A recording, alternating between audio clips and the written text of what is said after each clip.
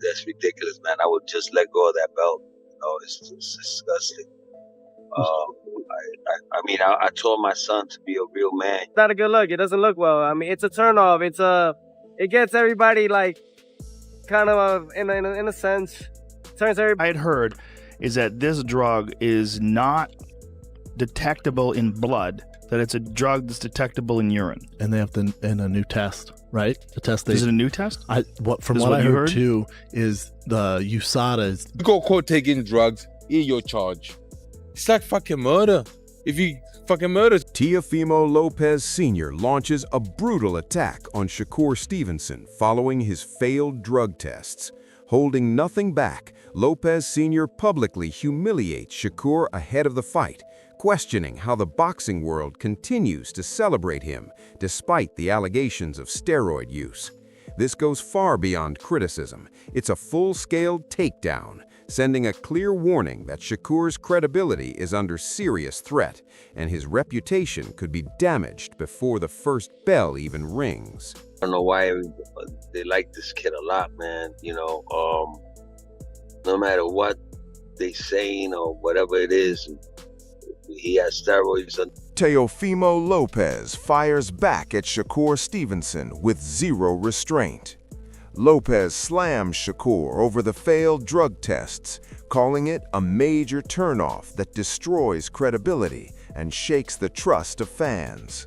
He makes it clear this controversy goes deeper than just the fight. For Lopez, it's about exposing Shakur's reputation and reminding the boxing world that actions come with real consequences. I got jobbed. And when I got jobbed, I didn't do it. I just got back, took care of my hold, and we came back and conquered. That's all you got to do. That's how you earn your respect and how you stay in the people's. Derek Chisora takes aim at drug cheats in boxing. Chisora makes his stance crystal clear, stating that anyone caught using drugs should face a 10-year ban. He questions why fighters are still allowed to compete after cheating, calling out a system that lets offenders slip through the cracks. This is a direct message to Shakur Stevenson and anyone considering shortcuts. Boxing will not tolerate compromised integrity or unfair advantages. They should, everybody who gets caught taking drugs should get a fucking 10-year ban, man. Fuck everybody. I don't understand why we have to fucking footsie around. Eddie Hearn emphasizes the urgency and uncertainty surrounding Shakur Stevenson's failed drug tests. He points out that the British Boxing Board of Control has yet to take action and that the legal situation is still developing. Hearn's cautious yet tense remarks underline how the outcome could dramatically impact Shakur's career and potentially derail the fight altogether. Obviously, at the moment, the British Boxing Board of Control aren't. So we have to speak with them, deal with the legal situation and see where it lands. And this is quite fresh. Obviously, I don't even think it's 30 minutes. I think it's more like 10 or 15 minutes since that. And, we'll see what rolls on. Eddie Hearn pulls no punches, blasting Jermaine Franklin for claiming innocence after failing a drug test. Hearn labels it sabotage and a complete failure of the system, exposing what he sees as arrogance and irresponsibility that stain the sport. His outrage sends a clear warning to Shakur Stevenson and every fighter watching. Cheating will not be tolerated, and credibility comes at a steep price. The boxing world is paying close attention. But do you know what is the absolute liberty about all of this? Is the way that he, after he failed that test on Monday, texts me, texts you, to say, I swear I've not taken anything.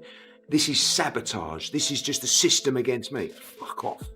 It's an absolute, you know what, it makes me sick. That's Gervonta Davis doesn't mince words, branding fighters who test positive yet are still allowed to compete as snakes and dangerous.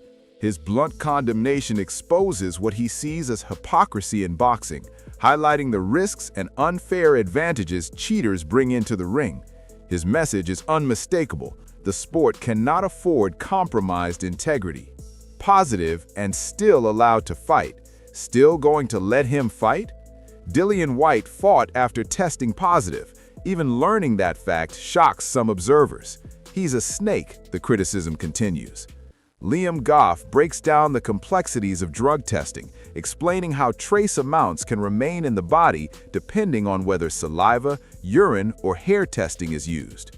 His analysis warns fighters like Shakur Stevenson that even the smallest infraction can be detected and, if ignored, could have serious consequences for a career. And was still gonna let him fight. Still was gonna let him fight. Dillian White fought after he tested. Who? Dillian White. Dillian White, after testing positive, see, I didn't even know that. Bro, he's a snake, bro. Johnny Nelson calls out Shakur Stevenson for using banned substances. Nelson says he can't believe Shakur would take such a risk, questioning why any fighter would ingest something knowing it could remain in the system for weeks. He labels the decision reckless, pointing to the danger it poses to the sport and openly questioning Shakur's judgment. This isn't a simple mistake. It's a major hit to credibility and professionalism, showing just how high the stakes are when fighters gamble with banned substances. Chuck it out there. If depending on the amount, that will depend on how long it remains in your system. So from what I can gather, if you've taken a very limited amount, very little amounts, it could stay in your system. Depending on the nature of the test, if it was a saliva test, if it was a urine test, if it was a hair test, it's going to stay in your system a lot longer. But Adam Catterall reacts to Shakur Stevenson's failed drug test, describing it as shocking and deeply disappointing. He stresses that any fighter caught using performance-enhancing drugs damages the sport's reputation and lets down fans and opponents alike. Catterall's comments underline how seriously the boxing community treats these violations and the demand for accountability at every level. No one stays for 2 weeks. I don't know, why would you take it knowing there's a possibility that it's going to be in your system? And why would you take it for our sport anyway? Spencer Oliver says he was stunned by Shakur testing positive for recreational drugs such as cocaine. He highlights how absurd it is to risk everything with such a dangerous substance in your system. Oliver calls for explanations, pointing out how foolish it is to endanger both a career and opponents in a high-stakes sport like boxing. When any fighter fails a performance-enhancing drug test, it is incredibly shocking and disappointing.